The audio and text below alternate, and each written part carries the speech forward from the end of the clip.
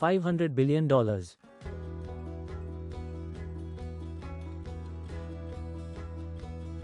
In the world of finance, that is an unfathomable sum. It's enough to fund entire national budgets or build cities from the ground up. But for NVIDIA, this isn't just a number on a balance sheet. It is the cornerstone of a daring strategic pivot. For years, we've known NVIDIA as the chip company, the architects of the GPUs that power the AI revolution. But a quiet transformation has occurred. NVIDIA is evolving. It is moving beyond hardware and software to become something far more powerful, a vertically integrated AI capital allocator. By partnering with the most powerful financial institutions on Wall Street, NVIDIA is attempting to solve the single biggest bottleneck in the history of artificial intelligence: capital. They aren't just selling chips anymore. They are turning compute power into a new, investable asset class. This is the story of the AI factory, the mobilization of $500 billion, and the gamble that will determine who controls the backbone of the next industrial revolution. To understand why this move is so radical, we first have to look at the scale of the demand. On May 22, 2024, NVIDIA reported record Q1 fiscal 2025 revenue. The numbers were staggering. Their data center revenue alone jumped 427% year-over-year. The world wanted AI. Governments wanted sovereign AI. Corporations wanted to automate everything. But there was a problem. Building the infrastructure to support this, the massive GPU clusters and the facilities to house them, costs tens of billions of dollars per project. This created a capital bottleneck. Even the wealthiest, hyperscalers, and national governments found that the sheer cost of building these facilities was a barrier to entry. They didn't just need chips, they needed a way to pay for the factories that those chips live in without draining their own balance sheets. This is where Jensen Huang, the visionary CEO of NVIDIA, stepped in. He stopped talking about GPUs as mere components and started calling them AI factories. In Huang's vision, these aren't just data centers. They are production facilities where the raw material is data, and the finished product is intelligence. But for an AI factory to exist, the world needed a new way to fund it. Here is the master stroke. NVIDIA decided to transform its full-stack AI infrastructure into an investable asset class. To the uninitiated, this sounds like financial jargon. But in simple terms, NVIDIA is arguing that their chips are no longer just equipment that loses value over time, like a laptop or a car. Instead, Jensen Huang claims these chips are revenue-generating assets. Because these chips produce a service, compute power, that is in desperate demand, they can be used as collateral. They can be the basis for an investment. By treating compute as an asset, NVIDIA is enabling its customers to access capital at attractive rates. Instead of a company spending $10 billion of its own cash to build a cluster, they can use a financing platform to fund the construction. Now, a crucial distinction here. There has been some confusion in the markets. To be clear, NVIDIA is not receiving $500 billion in cash for its own operations. Nor is it taking on $500 billion in debt. Instead, NVIDIA is acting as the orchestrator. They are mobilizing third-party capital. They are building the bridge between the world's largest pools of money and the companies that need to build AI factories. In effect, NVIDIA is financing the very infrastructure that powers the demand for its own chips. To pull this off, NVIDIA didn't go to a few small banks. They went to the titans. The consortium includes the world's largest asset managers and investment banks: Apollo Global Management, BlackRock, Blackstone, Brookfield Asset Management, Goldman Sachs, and KKR. These are the firms that manage the wealth of nations and the largest pension funds on earth. Larry Fink, CEO of BlackRock, has acknowledged that the scale of this build-out is unprecedented. BlackRock is deepening its relationship with NVIDIA to connect long-term capital to this essential infrastructure. John Gray of Blackstone has expressed strong confidence in the platform, while Bruce Flatt of Brookfield has highlighted the excitement of building the global backbone of AI. Together, these 6 firms are creating independent financing platforms. This allows them to assemble funding packages, essentially a debt layer on top of NVIDIA's equity layer, to ensure that the build-out of AI infrastructure continues at an accelerating pace.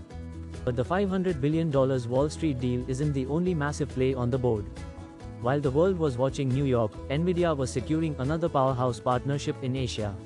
NVIDIA and the South Korean conglomerate SK Group announced a separate, comprehensive partnership, also valued at over $500 billion. This partnership is strategic on 2 fronts. First, like the Wall Street deal, it focuses on the construction of AI factories. Second, it secures the supply of AI memory, a critical component that is just as vital as the GPU itself. By aligning with SK Group, NVIDIA is ensuring that its hardware ecosystem is supported by a stable, massive-scale supply chain in one of the world's most advanced semiconductor hubs. When you look at the timeline, you can see this wasn't a random decision. It was a calculated escalation. It began with the explosion of demand in early 2024. The market realized that AI wasn't a fad, it was a structural shift. By late 2025, NVIDIA was already integrating with the US government, partnering with the Department of Energy's national labs to build supercomputers and an AI factory research center. In June 2026, NVIDIA put its own skin in the game, announcing a $10 billion initiative to expand AI infrastructure. This was the appetizer. Just 1 month later, the SK Group partnership revealed the true global scale of NVIDIA's ambition. And finally, in August 2026, the hammer dropped. The formal announcement of the strategic partnerships with Apollo, BlackRock, and the other giants. This was the moment NVIDIA ceased to be just a vendor and became a financial architect. But a gamble of this magnitude comes with immense risks. When you mobilize $1 trillion across 2 different partnerships, the stakes couldn't be higher. The first risk is technical. AI evolves at breakneck speed. There is a very real danger of rapid obsolescence. What if the hardware being funded today is rendered obsolete by a new architecture tomorrow? If the ROI doesn't materialize before the chips are outdated, these investable assets could become expensive paperweights. Then there is the problem of scale. Building gigawatt-scale AI factories presents staggering challenges in power consumption and cooling. The physical world may not be able to keep up with the financial world's ambitions. This leads to the most pressing question: is this a bubble? Some industry voices have raised concerns about overbuilding. If the growth in actual AI applications and adoption doesn't keep pace with the massive investment in infrastructure, we could be facing a saturation point. There are also ethical and regulatory shadows. The concentration of so much power, both computational and financial, into a few hands raises concerns about a tech monopoly. Governments are already watching. NVIDIA's dominant position, combined with its new role as a capital allocator, is a magnet for antitrust scrutiny. Furthermore, geopolitical tensions and export controls, particularly between the US and China, could disrupt these global supply chains at any moment. Regardless of the risks, the impact of this move is profound. NVIDIA is rewriting the playbook for how technology companies scale.